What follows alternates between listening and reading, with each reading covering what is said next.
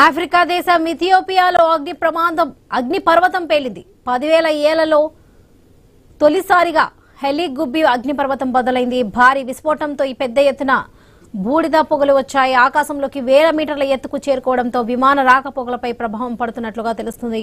పౌర విమానయాన శాఖ అధికారులు, విమానయాన సంస్థలు ఇప్పటికే ఈ వ్యవహారంపై దృష్టి సారించినట్లుగా సమాచారం. పేలుడు కారణంగా విమాన కార్యకలాపాలపై ప్రభావాన్ని నిశితంగా పరిశీలిస్తున్నామని, తదనుగుణంగా చర్యలు తీసుకుంటామని, ప్రయాణికుల భద్రతకు అత్యంత ప్రాధాన్యమిస్తున్నామని ఆకాష్ ఎయిర్ తెలిపింది. సోమవారం కేరళలోని కన్నూర్ నుంచి అబుదాబికి బయలుదేరిన విమానాన్ని మార్గమధ్యలో అహ్మదాబాద్కు దారి మళ్లించారు. ఉత్తర భారతానికి బూడిద పొగ విస్తరించే అవకాశం ఉందనే అంచనాలు కూడా వెలువడుతున్నాయి.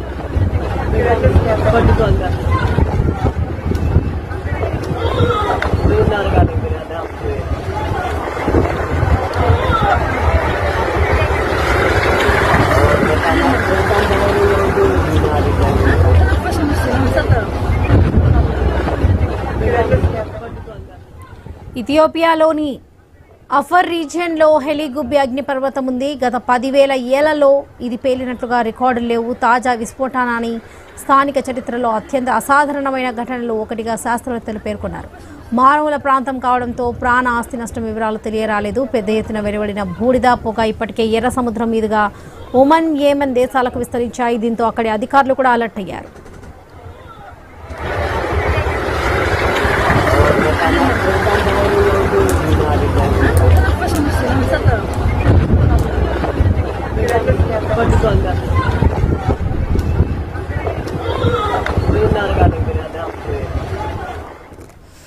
ఆఫ్రికా దేశం ఇథియోపియాలో అగ్నిపర్వతం పేలింది. 10,000 ఏళ్లలో తొలిసారిగా హెలిగుబ్బి అగ్నిపర్వతం బద్దలైంది. భారీ విస్ఫోటంతో పెద్ద ఎత్తున బూడిద పొగలు వచ్చాయి. ఆకాశంలోకి 1000 మీటర్ల ఎత్తుకు చేరుకోవడంతో విమాన రాకపోకలపై ప్రభావం పడుతున్నట్లుగా తెలుస్తుంది. పౌర విమానయాన శాఖ అధికారులు, విమానయాన సంస్థలు ఇప్పటికే ఈ వ్యవహారంపై దృష్టి సారించినట్లుగా సమాచారం. పేలుడు కారణంగా విమాన కార్యకలాపాలపై ప్రభావాన్ని నిశితంగా పరిశీలిస్తున్నామని, తదనుగుణంగా చర్యలు తీసుకుంటామని కూడా, ప్రయాణికుల భద్రతకు అత్యంత ప్రాధాన్యం ఇస్తున్నామని కూడా ఆకాష్ ఎయిర్ తెలిపింది. సోమవారం కేరళలోని కర్నూలు నుంచి అబుదాబికి బయలుదేరిన విమానాన్ని మార్గమధ్యలో అహ్మదాబాద్కు దారి మళ్లించారు. ఉత్తర భారతానికి బూడిద పొగ విస్తరించే అవకాశం ఉందనే అంచనాలు కూడా వెలువడుతున్నాయి.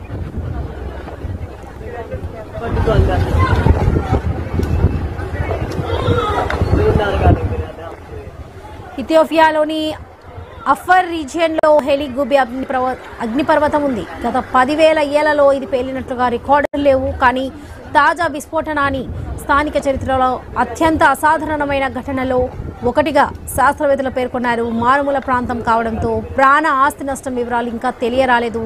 పెద్ద ఎత్తున వెలువడిన బూడిద పొగ ఇప్పటికే ఎర్ర సముద్రం మీదుగా ఒమన్, యెమెన్ దేశాలకు విస్తరించాయి. దీంతో అక్కడి అధికారులు కూడా అలర్ట్ అయ్యారు.